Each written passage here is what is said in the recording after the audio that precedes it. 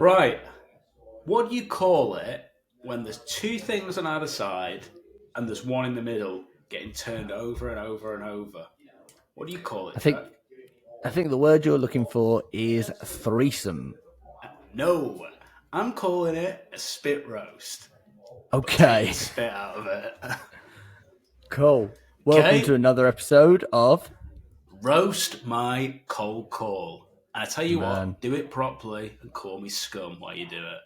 Am I right? Hmm, sounds dirty. You want No. one? I want one. Why don't you give me one? Give me one of those bloody calls, will you? And let's start roasting it Okay. up. Hello, Abner speaking. Oh, hello, Hello, Abner speaking. Aber. I'm gonna be very honest with you. I'm actually cold calling you. So I don't know if that makes you want to hang up on me or let me have 30 seconds. It's up to you. What's this regarding? It's regarding real estate. I can run through it in 30 seconds. If you find it boring, I'll never call you again. Is that fair? Sure. Let's hear your pitch, man. Okay. What are you saying so far, Zaki? I like the. I always say there's certain bits of that pattern interrupt that are open for artistic license. So I'll be honest, I'm cold calling you. I like it. I like it. Hmm. Doesn't offend me. Slight ledge throw off. Ledge wasn't quite what I like to hear. Just sounded like, wasn't quite smooth, but got the end result. What are you pitching? I like it. Quite a cool, calm, collected guy. Sounds like he knows what he's doing. The guy knows he's going into a conversation about real estate now. He's willing to hear the pitch. He's got permission. You saw a little hesitance. That's where the ledge came in, to just being firmer on that ledge. But let's continue. I appreciate it.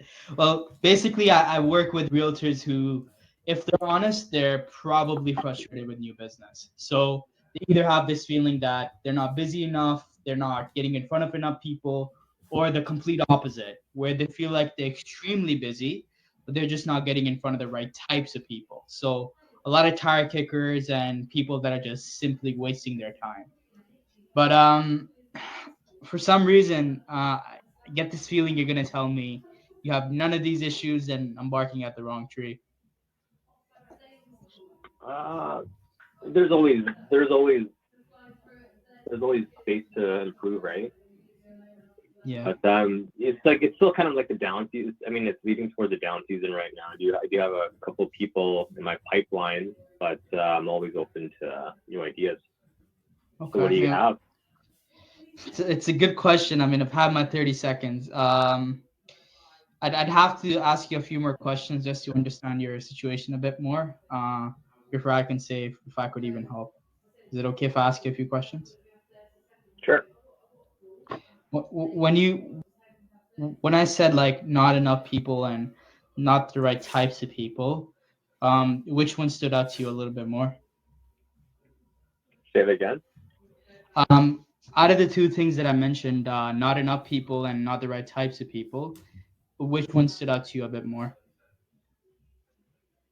I mean, the people that I get right now down my pipeline, they're like there's always like I talk to like an average about like 30, 40 people a week, but out Wow. of those 30, 40 people a week, like whether they're random or they're people in my sphere, like it's what is it, they're good leads, but out of those 40, it's close to like either slim to none, usually three or four that are willing to work, but like it's always like it's not consistent.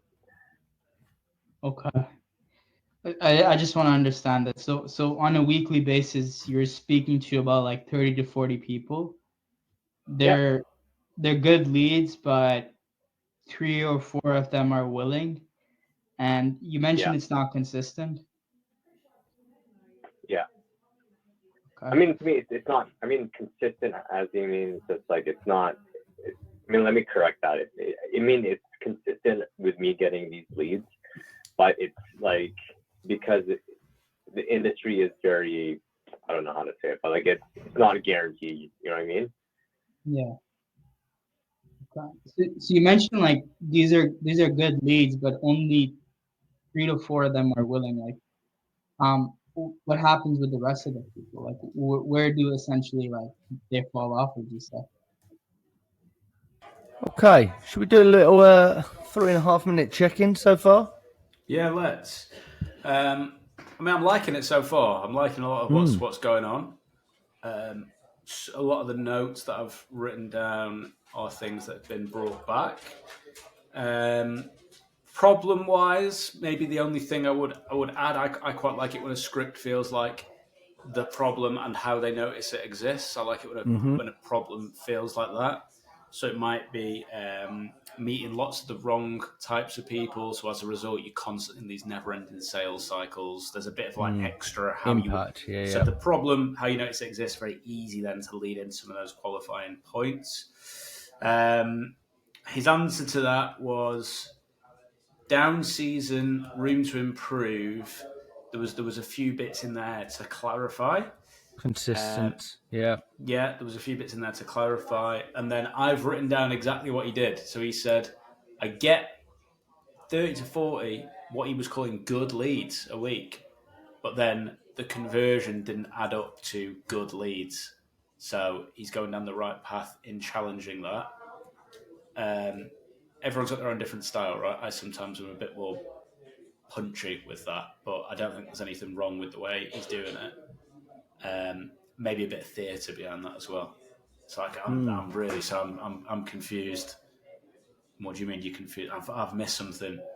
Did you say 30 to 40 good leads? So the word you used was good, but then only 2 or 3. You know what I mean? Like, so you can like link it up and just act so confused. Give it a bit of a thespian element. I think you can hear in his tone he is trying to play the idiot, and it is coming across quite well. That's not me calling him an idiot. That's me saying he's playing the part quite well. And I liked it. It was a bit of a summary. I'm going to repeat it back to you, and then I'll take you down this idiotic path of I don't really understand what's happening to the rest. So I'll say it right here. I'm slightly pissed off. There's not much roast so far, but let's continue. I'll just give you the gist of it. Like I do door knock, right? I do door knock specific neighborhoods in Vancouver, Coquitlam, and in Surrey, right? So that's how I generate my leads. If it's out of my sphere. Oh, okay. So you're door knocking, and like the people, the 3-4 people that do come in, they're willing. Like where do you feel like the missing gap is then? Because it seems like you're getting like 3 to 4 prospects a week right now, which I speak to realtors all day. For some realtors, that's more than enough business. Like, yeah, like I mean, the people that I'm generating right now in my pipeline are coming in the new year. Like right now, I basically have about 4 people that are willing to transact like right now. Yeah, but this is also the season, right? Like because we're in December. Yeah, it's a slow season right now. So in terms of your service that you could provide me, like what can you do? Like what is it? Yeah, it's a good question. To give you a high level view, what we do is we try to get you the right types of people in front of you at the right time. But how we do that, that's not something I can say right now, because obviously like I'd have to know a lot more about you in order to make that sort of connection. Have you outside of door knocking, are you doing anything else?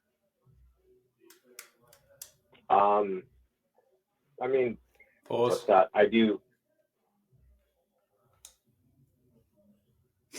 Okay, what have you got for me, Jack? I like the high level overview. I'd probably question that. Like he doesn't want to give him a high level overview. I think it's good. I think there's a lot of good stuff in there. I still want a bit more clarity and a bit like there was a point where it felt like he was ready to interrupt. He was ready to go, and it's that salesperson that we have to tame within I'm the salesperson. I know the answers. I'm gonna, and I know like this person is probably has a lot of knowledge from the people that they speak to in their industry, but it can always come across as salesy. Like when I'm talking to a lot of people at the moment, they're saying this, they're feeling this. Like I know this. It's like you don't have to tell people you're an industry expert. You can just kind of show them with the questions that you ask, if that makes sense. Yeah, I agree. As the Lord Commander in the North says, "You know nothing, Jon Snow." A bit to tidy up on the what do you do? That's often where a lot of these calls fall apart, right? Because when you pitch something, we think the other person hears all the great things about what we are saying. Your amygdala is wired to favor negative information. Okay, so it's constantly going through this phase of deleting, distorting, and dissecting the information that it hears, usually to end up at its most negative route. So it's not hearing all the bits that are the most relevant, it's hearing all the bits that are the least relevant. So there's a real danger when you get into pitch mode with people. Okay, so some people call it reverse questioning, some people call it a Socratic question, whatever you want to call it. It's a nice tennis analogy, right? So they've batted a ball over to you, you're batting it back, but the game you're playing still feels like tennis. They're not suddenly going, hold on a minute, why have you thrown a rugby ball at me? What the fuck's going on? So what I mean That's by a that is, beautiful analogy. you like that? Yeah, really good. So when someone says, what is it that you do? You say, yeah, it's a good question. I appreciate we've been talking for 5 minutes. You don't even know. So thanks for your patience. Well, look, if I said I typically get invited into, and then you just hit them with what you do, which is normally the problems. Don't say about your case studies, and normally invited in to do this in this way. Is this the part where you tell me you've wasted 5 minutes? Or is this the part where you tell me none of those problems apply? Or more broadly, more openly, if I said we do this, what problem would you say applies the most? So it's just a nice way of just gently batting it back. The ball doesn't stay in your half for too long. Yeah, I mean, but based on if you were in this call so far and you'd taken the steps this person had said, how big would you say the problem is right now? If we're thinking problem motivation, how big would you say that is? The problem isn't. I couldn't tell you what the problem is. If you put a gun to my head and said, "What's this guy's problem?" I'd be struggling. You might be shooting me. All right. Sorry about putting you on the spot like that and making you kill someone that you idolize. But yeah, I'd be pushing for problem, and often it's about going down a much more simple path. So I think what salespeople sometimes struggle with is you can go back and say, okay, I'm sort of understanding. I'm still not 100% clear. Out of 1, 2, 3, which problem would you say fits into what you've told me so far? Sure, it's always taking it back to that problem. If you don't have a problem, why are we moving forward? Let's continue. Beautiful. I do interact in other groups, like other groups that I'm affiliated with, right? And that's basically within my sphere. Basically, the way I generate leads is people within my sphere, and I door knock, and pretty much that's it. Yeah, and you've never tried anything else before?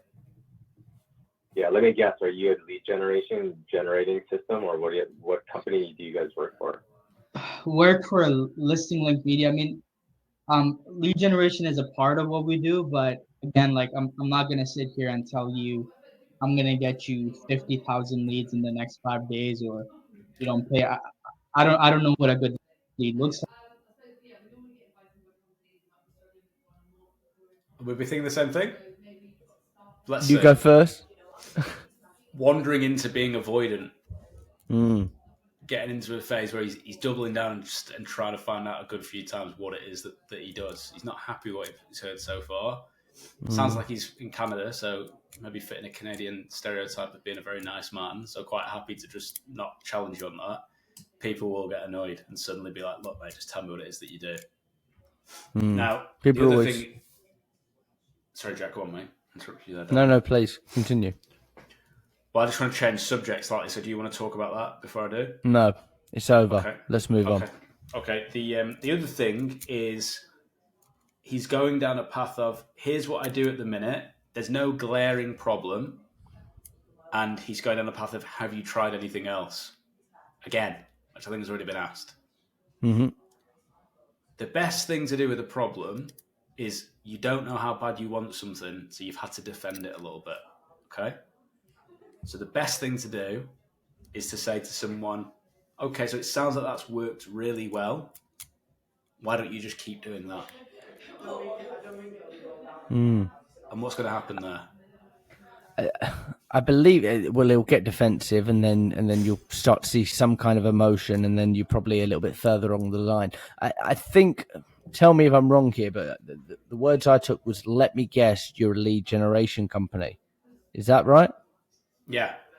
And I think the tone behind it, and this is where like your EQ and your level 3 listening is so important. Like what's being said, but what's also not being said. And we think about tone and like body language. We could see his body language. We'd probably have a better read. But let me guess, you're a lead generation company. Does that sound positive or negative to you? It sounds negativo. So there's probably some questioning around that, but the way we went into the answer was kind of a lead generation company, but I'm going to avoid that question. Whereas maybe we wanted to pick apart why the negativity. And let's say for a moment it was a tag team cold calling match. And when that guy said, let me guess, you're a lead generation. You're a lead generation. You do lead generation. You tagged in Chris Voss into that call. What technique would Chris Voss use in that moment?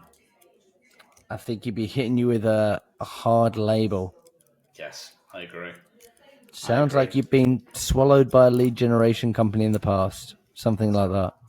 Exactly. Swallowed by a lead generation company. Exactly. Onwards. Like for you, We should all be so lucky. I don't even know if that's what you're looking for, but that's like lead generation is a part of what we do. Okay, so And he's just left be it upfront with me, silenced. like, what's the You want to be cost? asking What's questions. like what kind of like I know like you're trying to give me a pitch right now, but right now I'm not getting sold on your pitch, man. You gotta give me some details here. What do you mean, like I'm not trying to sell you right now. I'm trying to figure out if there's something here. I mean, that's all I'm trying to figure out. I can tell you. He's come back to bite him on the arse. But yeah, it's just like it's like I know this stuff. I honestly I don't know how it would help yet. Is that So a reasonable way to think? If you don't know how it's gonna help me, then what's the purpose of this call? It's to figure out if you have problems. Why Okay. can I just go back there, because when things fuck up, we've always got to go upstream, and yeah, we spoke about the avoidancy, and I think it's probably a good thing to say, or a good just so people listening or watching this are aware. We don't listen to the calls before we come into them, and this is just straight in cold listening. I could Matches sense the cold he'd calling. avoided it too many times, and the guy was just starting to get, and his Canadian politeness was just running out. Just wearing thin. But did you not see like the way it ended? He said something. There was no follow-up question. It was just left like that, and it was like cool, and it gave him the opportunity to take control. And what did he do? He took control, and he got pissed off. There's a salvation moment as well. He could have done something to save it, but he went in a confrontational force came forward, and he met it with a confrontational force. With objections and challenges, things that come up in the call that are not favourable. What is the thing we should always do first, Jack? Accept him like a long lost son. Accept him. I'm not really sold on your pitch. What would you say, Jack? I say like, absolutely. It sounds like I've messed it up, and even if I called you and I nailed it, you probably wouldn't be of interest anyway. Exactly. Or you just lean into it and you say, you know what? I was getting the same feeling. I was getting the exact same feeling that I was messing this up. So let's go back. Okay. So, look, if I said I was, and then we just get back into answering that question properly, we can go back sometimes. It's not too late. But what he's kind of gone with is a bit of a like, I know this guy is. He can take it. I've said worse things to him. It's a little bit arrogant. Fair. Hey, it's roast my cold call. There's got to be some burns in there. 2 minutes. Should we see how it ends? I want to see how it ends, and I want to see how it ends. So can you help me with both of those things? We can fix is to figure out if there's something here. Is to figure out if you've already tried something like this before, different things like that, Like, and if you're open like, to a conversation. You're telling me if I've tried something like this, but you're not even explaining to me what I haven't tried. So what is it? Like, tell me what's your proposition? What is your service? What do you guys do? Yeah, so we do like advertising, and then we pretty much any sort of leads that come in, we try to filter out all the ones that are going to be time wasters for you and give you like the golden nuggets. But like that qualification process is obviously different from realtor to realtor. You get what I'm trying to say? Like, okay, I'm going to give people a little tip here on this moment, and this is another tool that you can try. I've been thinking about this long and hard. There's something called an IKEA curve, right? Which is the thing people like about IKEA is they feel like because they were part of the building process that they were probably slightly more involved than they actually were. Yeah. If you've got IKEA furniture at home that you built yourself, often there's a bit of pride attached to it, even though it came with instructions and was actually put together by someone else, right?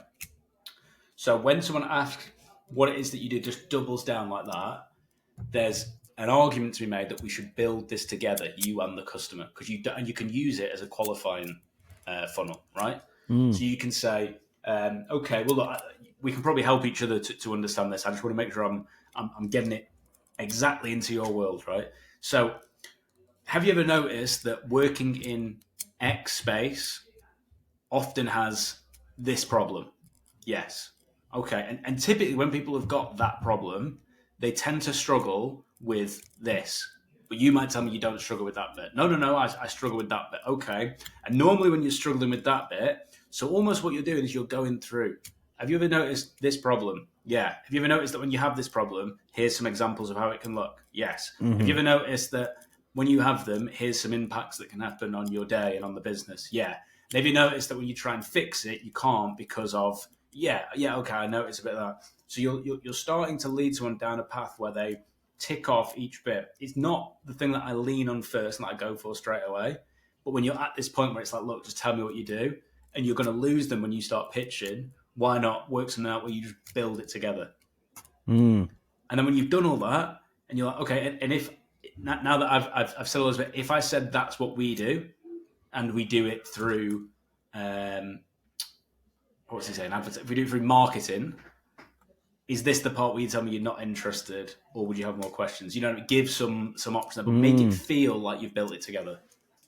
1,000,000%. And then the cold caller fell into a bad trap. It's that all the way through they're doing the things that a right salesperson should do. Like there's upfront contracts and there's questions and they're trying to understand, and then they fall into it and they're like, you know what, I'm on the back foot now. And I could feel like the pressure. People flap under pressure, and then saying things like golden nuggets, things like that are going to make you stand out as salesy and maybe a little bit needy. And it's a cereal in the UK and maybe the USA, probably not Canada.